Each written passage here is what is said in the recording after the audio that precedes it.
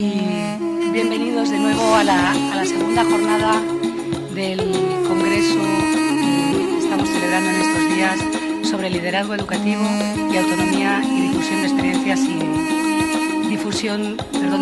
y retos. Espero que todos hayan disfrutado ayer de la noche madrileña con cierta cautela para venir hoy con mucha energía a escuchar todas las propuestas que nos van a hacer los ponentes de hoy, que vienen de Finlandia, Escocia, de Francia y de Portugal en la sección de la mañana. Vamos a empezar en primer lugar con don Mika Riscu, que nos acompaña hoy y viene desde Finlandia, para todos ahora mismo referente tras los resultados en las pruebas externas obtenidas, los excelentes resultados que ha tenido su país, y que parece que el día 3 de diciembre van a volverse a publicar los datos de PISA, a ver si continúa en la misma posición.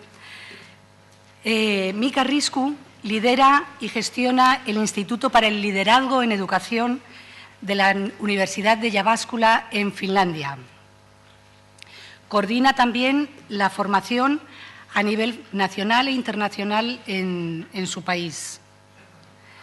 Mika también es miembro de la Junta Nacional del Grupo de Trabajo de Educación para la Reforma de las Cualificaciones, la Formación y la Capacitación de los Directores en Finlandia. Además, también él es el representante dentro de su país, de Finlandia, en la red de políticas europeas de liderazgo escolar, que vamos a tener la oportunidad de que hoy nos hagan una presentación específica sobre esta red, que está creada dentro del marco de la Unión Europea. Mika, como investigador, además está llevando a cabo estudios sobre liderazgo educativo para su Ministerio de Educación y participa en más de 10 redes, tanto nacionales como internacionales, relacionadas con el liderazgo escolar. Sus estudios van principalmente encaminados hacia este ámbito, hacia el liderazgo y hacia el desarrollo nacional e internacional de políticas educativas de alto nivel. Hemos tenido oportunidad de compartir con él otras sesiones a través de la red de política de liderazgo europea, y seguro que todo lo que nos va a aportar hoy va a ser muy enriquecedor para nuestra experiencia educativa.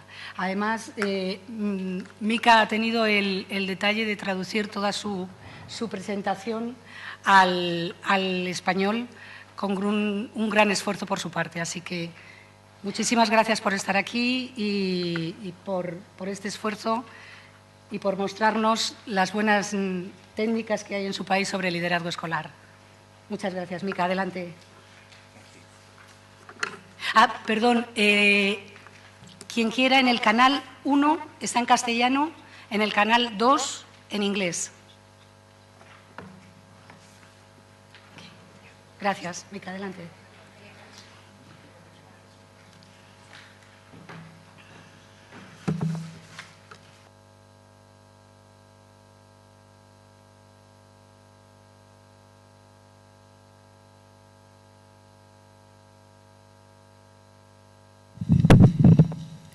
Gracias.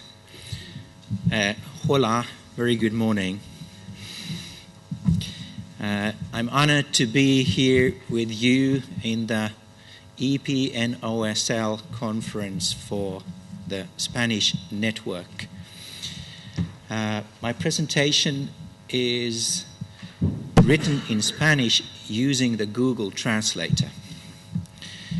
As you notice, I've made some changes compared to the handout that you have, and there may be some other humorous things in the handout too. So I hope there will be joy in this event here today.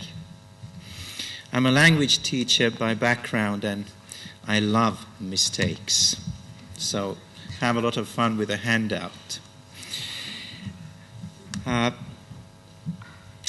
I will be looking at the topic of autonomy and leadership from the perspective of looking at autonomy as a responsibility. One could also be looking at autonomy as a right that will create empowerment, involvement, participation, but I will be looking at the relationship between autonomy and leadership from the point of view of responsibility. The reason is this. In Finland, we consider to be in a major paradigm shift at the moment.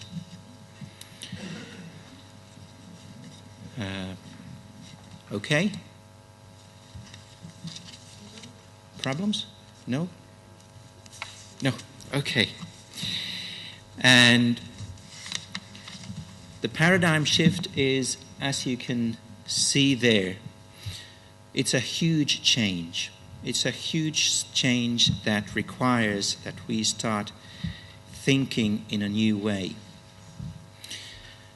And because the world is so much changing, we in Finland consider that organizations have to change.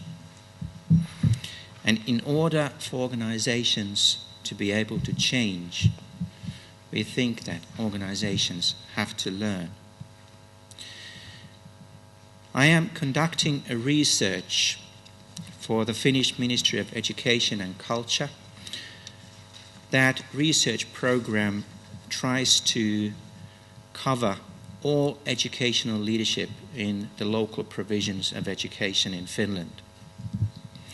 2008, we asked all the superintendents of Finland what they expected to take place in their local provisions of education prior to 2015.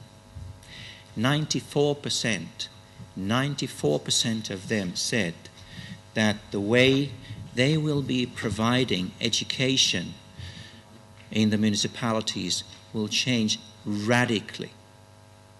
94% said the way they will provide education will change radically. It's a major challenge. That's the challenge that we are trying to meet in Finland at the moment. We think that the change is due to the paradigm change. And as I already said, we think that we have to start thinking in a completely new way. Concerning pedagogical leadership, we've regarded that something to belong only to the classroom. The teachers are doing it. Yeah, maybe principals should have something to do with pedagogical leadership too. Superintendents just a little. And then concerning the Ministry of Education, not that much anymore. What we are saying is that the paradigm change is such a radical change that we have to see pedagogical leadership as organizational learning.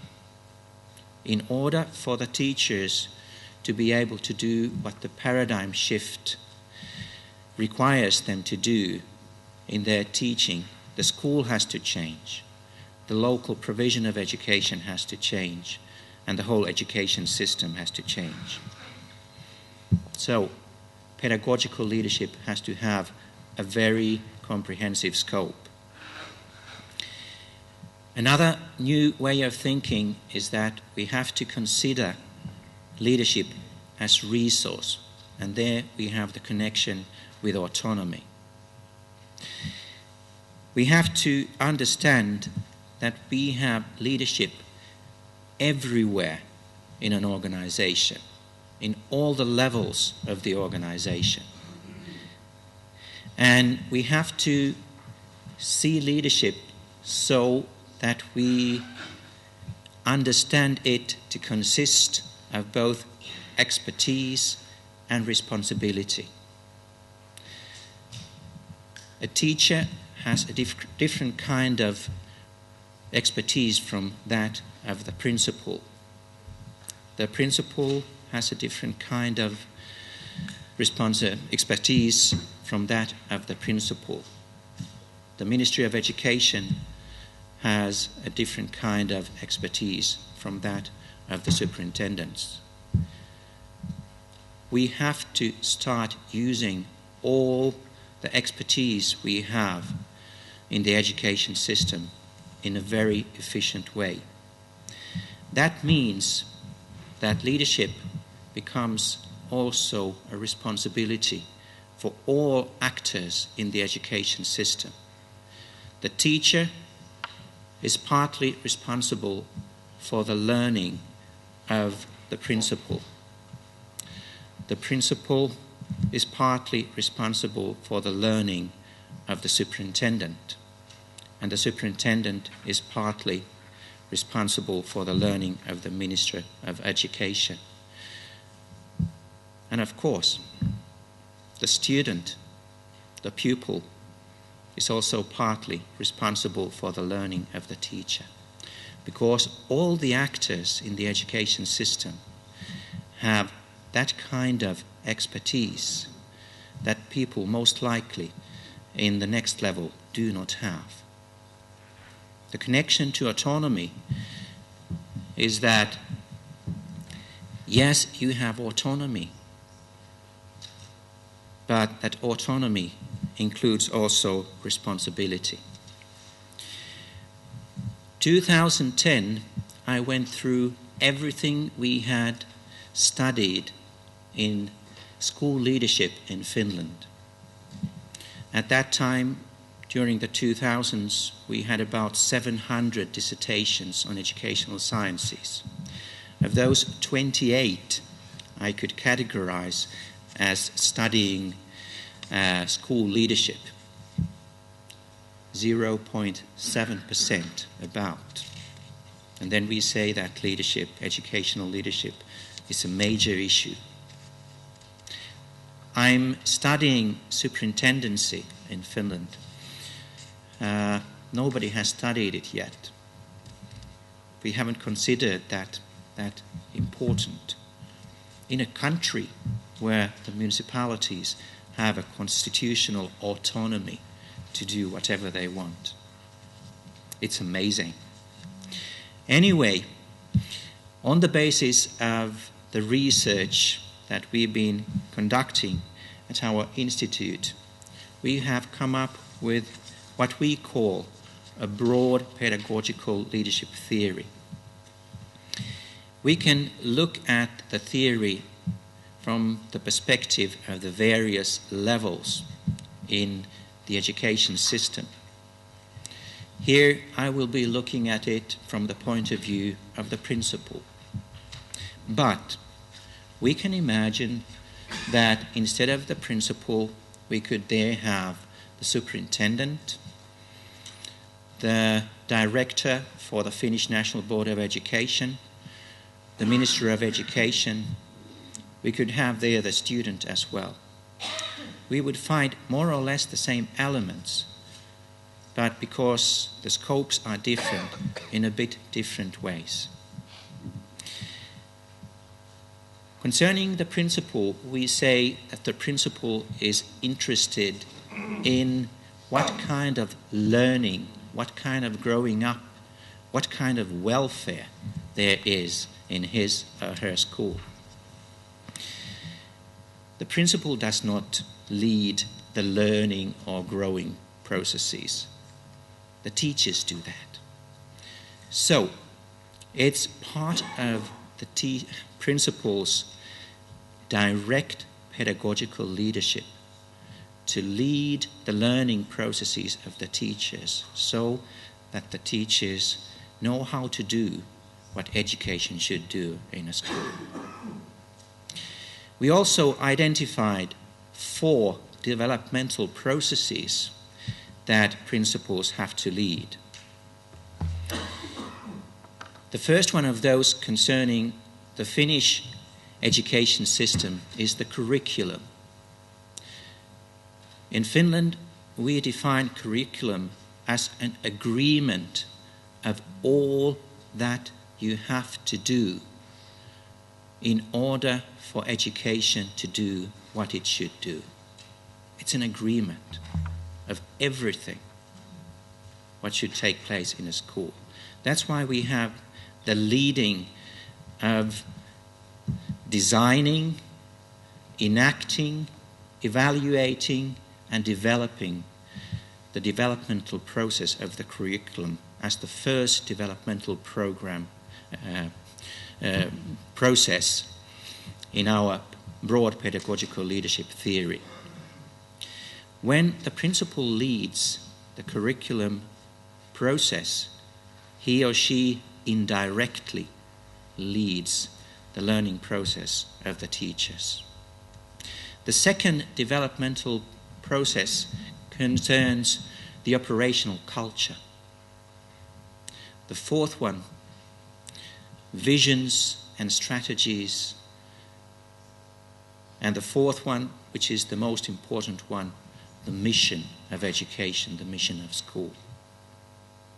The papers, documentation, yes, they are important too, but they are not the main thing. It's leading the process that is important. And how we lead the processes will affect the teachers, also the students, also the superintendents, hopefully also the Ministry of Education. Thirdly, the principal has to take into consideration that the four main developmental processes have to form a consistent entity. It has to be a whole. There cannot be contradictory elements inside the whole process. Then the principal has to see to that all the resources of leadership there is in his or her school will be used efficiently. That is, the principal has to give teachers, students, parents an opportunity to influence the developmental processes, and not just give the opportunity to see too that participation also takes place, because the teachers, the students have that kind of expertise that the principal does not have. And then finally, the principal has to make sure that he or she will learn in the process as well. So the principal is also a learner, learning from those who have a bit different kind of expertise from what he or she has. And when all that takes place, if we succeed in that, we get a community of learners. And that's what's the final goal of the broad pedagogical leadership in the Finnish education system. It includes leading ethically. It includes leading the change of the school. It includes seeing leadership as resource. Going back to autonomy and leadership, yes, we should work according to the broad pedagogical leadership. And then when we have in-service trainings in provinces, municipalities and schools, superintendents, principals come and say, we have so much autonomy in Finland. How can a principal go to a teacher and say, you should do this or you should do that? Shouldn't they just have the autonomy there? Or the superintendents come and say, we have so much autonomy for our schools and they are doing so well. How can we go and say what they should be doing? And what we try to say is that autonomy is light years from the concept of independence or sovereignty. Autonomy means that you are working in a framework. And in that framework, we have at least 3 kinds of equalities. There's the existential equality. We all are equal as human beings, of course. Then there's the epistemic equality. We have different kinds of experiences, different kinds of education, different kinds of knowledge and skills. We have to take that into consideration. Epistemically, we are not equal and should not even be. The third scope of equality is that one that concerns judition, our positions in the system. If a director has more responsibility, of course, one could say he or she has more equality there, because he or she is the one who is then responsible at the end. A teacher does not normally think about the whole school, but the principal has to do that. A principal does not normally think about the whole municipality, but the superintendent has to do that. A superintendent does not normally think about the whole country, but the Ministry of Education has to do that. So autonomy is something completely different from sovereignty or independence. If we think about the Finnish education system and the society going on, historically, we find a Finland that was a very centralized system all the way till the end of the 1970s. At the end of the 1970s, at the time when we implemented the comprehensive education system, and I was working as a principal at that time, we could have lists of things what to buy so that the government would give state subsidies to the municipalities. In that list, we had items like buckets. You buy this kind of bucket, and your municipality gets money from the government. You buy another kind of bucket, and you will not get that money. Very hilarious. But it was, in fact, the Newtonian paradigm which we took to its extreme. But then we had the paradigm change, and everything had to be thought in a new way. And that is something that we have done in Finland. We did that in the 1990s, starting in the 1980s. And in the 1990s, we had an economic recession, which to us was much more severe than that one that started 2008. We were close to bankruptcy as a state in the 1990s. And what the state did was to shovel all the problems to the municipalities. And what the municipalities did was to shovel all the problems to the schools. As a principal, in the 1990s, I could do whatever as long as it did not cost anything. What changed in the 2000s was that there still is not a lot of money, but autonomy is now seen in a new way, meaning that it includes responsibility as well. This is the education system we have at the moment. It's free of charge for everyone. As we know, it seems to be working quite well. What we've been doing lately is including all early childhood education in the education system. And that is something that we are trying to enact at the moment. It's an education system where almost all the education providers are municipal.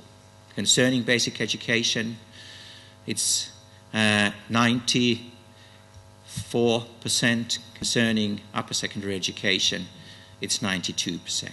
So almost all education providers are municipalities.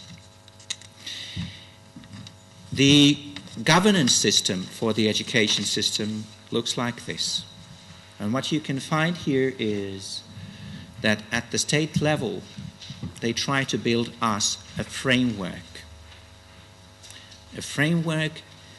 that tries to present a clear national will of what it should be like. But then everything is enacted at the local level, which is very efficient, in fact. You have to go according to the framework, but you have to see how you do that in the most appropriate way in the local level. Autonomy here again.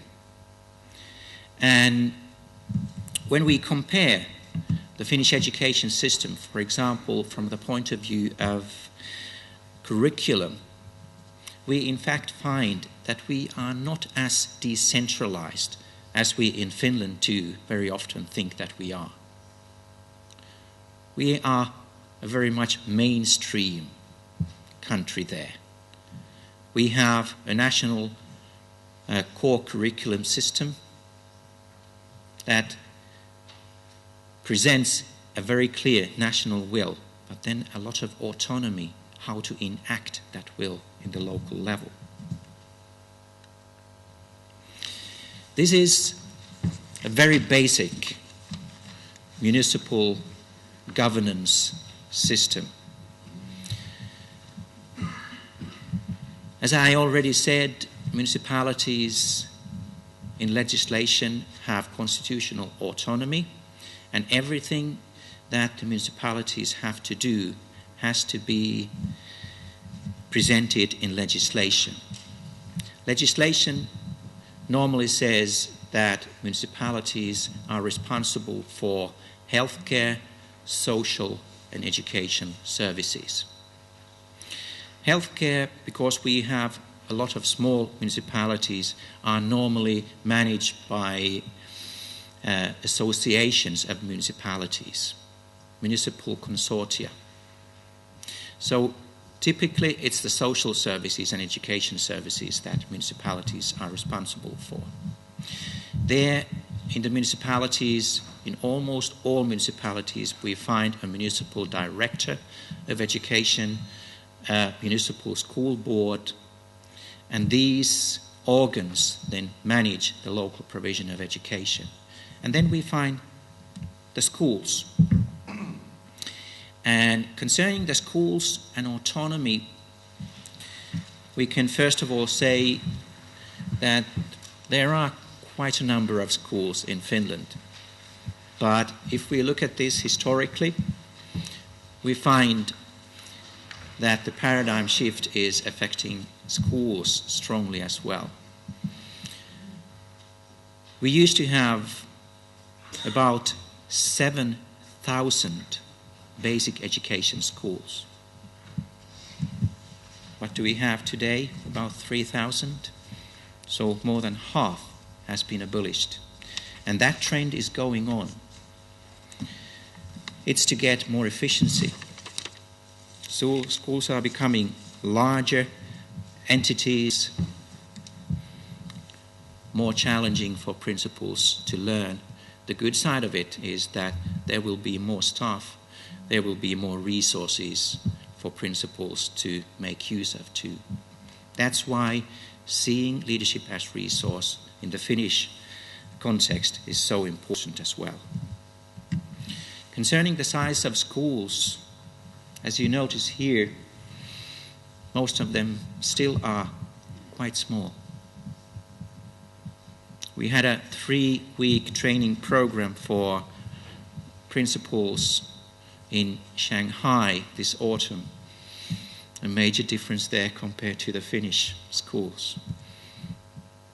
Their principals very often resembled superintendents in our system. Contexts are different. That's the beauty of EP and OSL too. We can learn from each other, but it can never be the same. It cannot even be the same in Finland and in Finnish municipalities. We can never go from our university to a municipality and say, do this. It's impossible. They are the experts there. We can just come and give the general picture and hope that it could be that much accurate that it could help the people there in the municipalities. Concerning autonomy again, how do we lead strategically in municipalities? This is a result from 2008, 2009.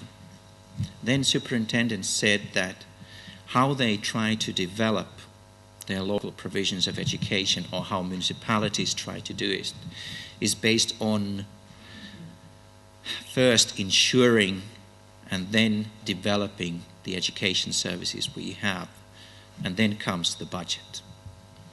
We know that this has changed, and the budget, unfortunately, now is more and more the number one.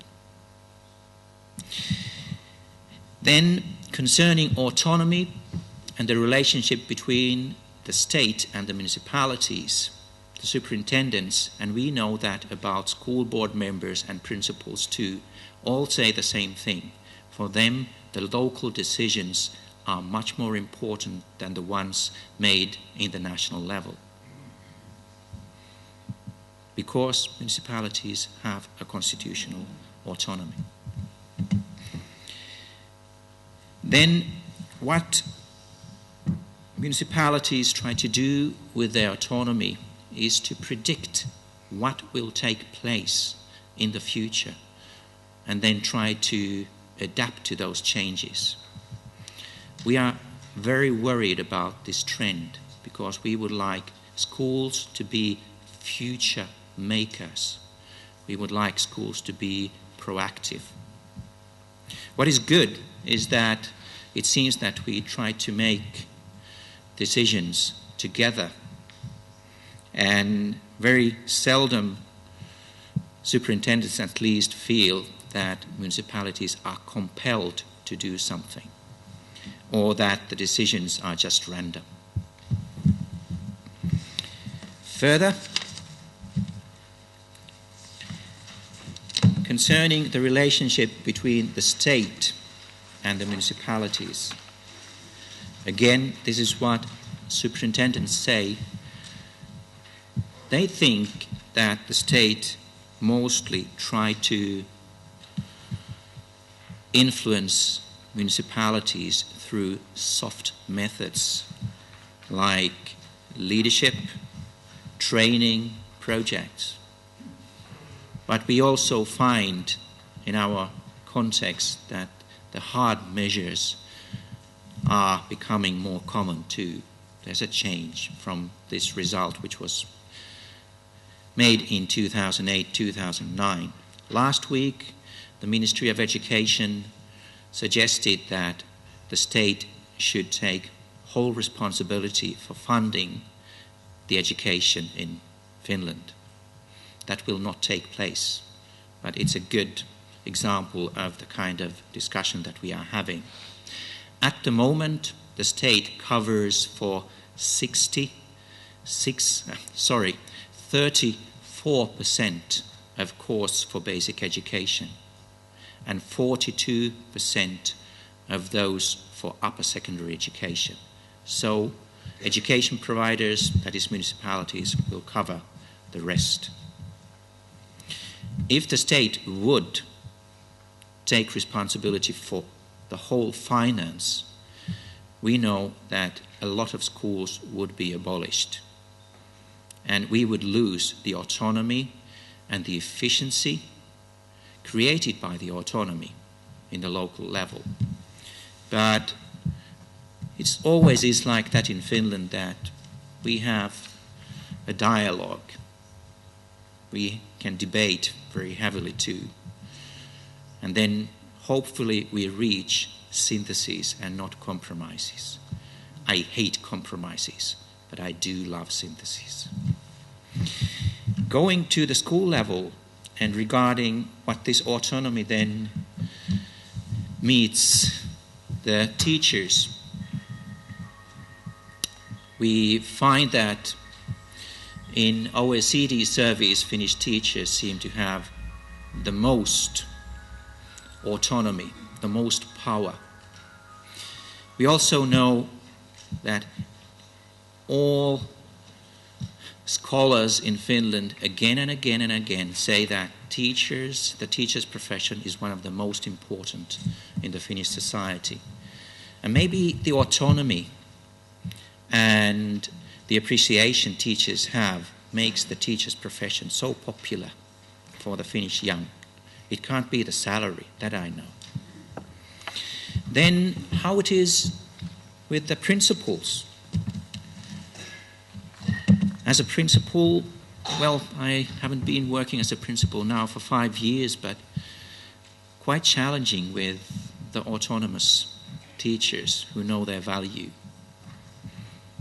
And also in our system, they have no fear.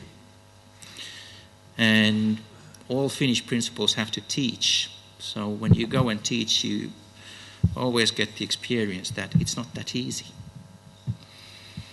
You have something happening in the schoolyard and you may lose your lesson there when students are interested in something else than in what you are trying to say. We've had the neoliberalism in Finland too. We've had the new public management trend in Finland too. And especially that latter one has affected a lot how people work. The 15 years I worked as a secondary school principal, I always considered myself as a CEO of a company because everything had been pushed into the school level. I had a lot of autonomy too. Yeah, I liked it. And then we do not have the evaluation, the inspection that would control teachers or principals in the way that many countries seem to have. There's a lot of trust. But do not think it's blind trust. I would claim that we have more tests in our schools. We have more national evaluation than very many other countries. It just is that our evaluation does not rank.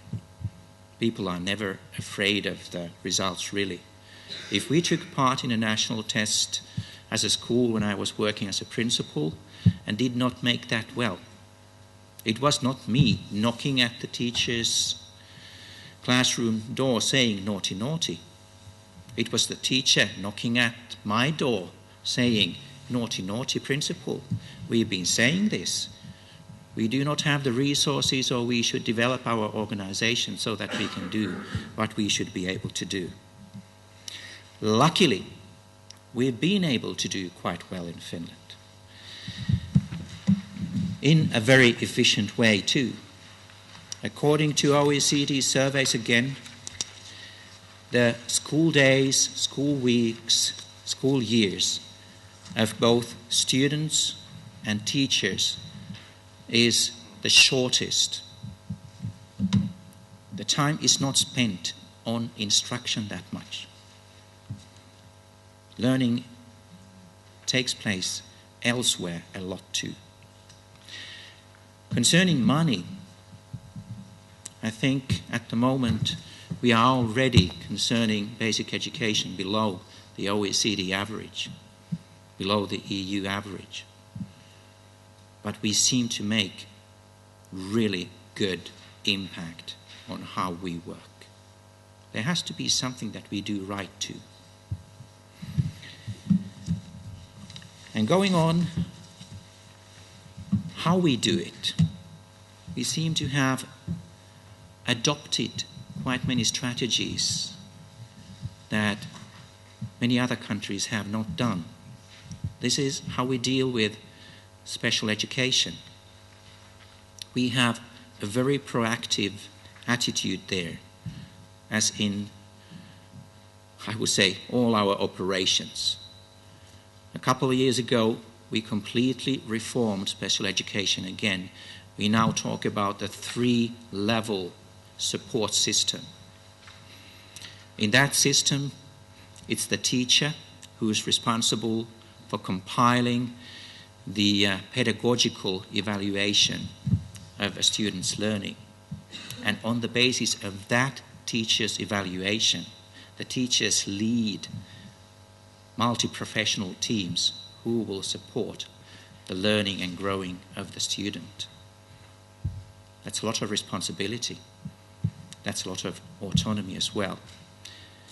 What I'm hearing now is that it has led into teachers co-teaching.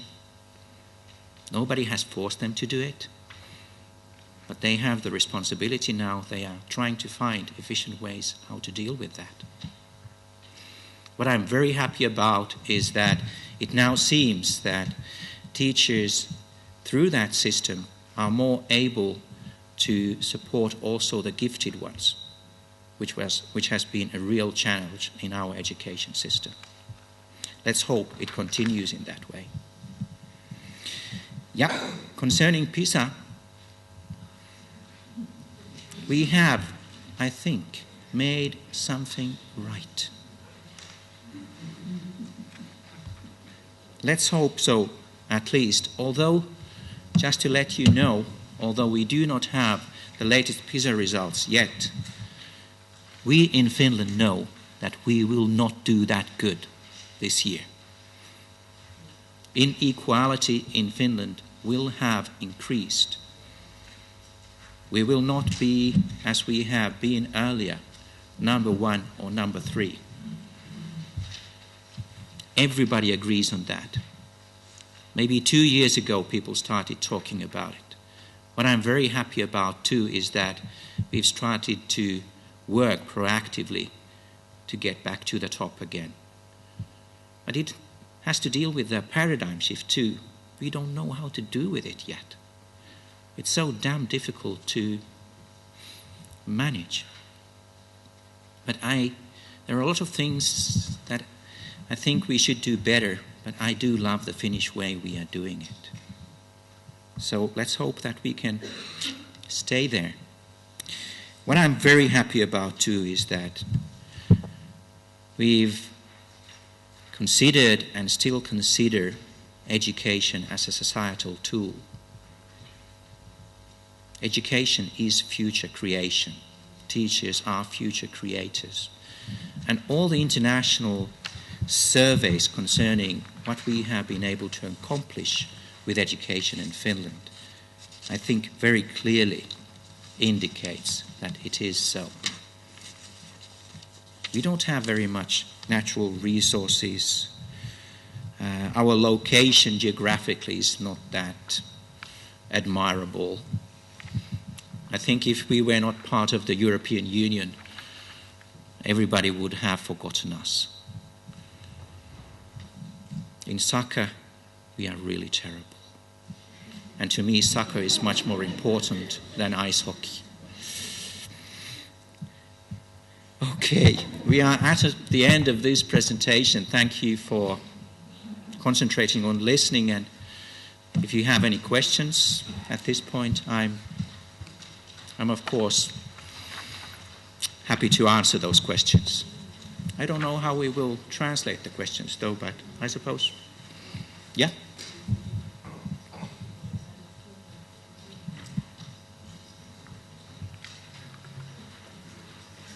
Any? ¿Alguna pregunta? Bueno, muchísimas gracias, Mika, por esta excelente presentación.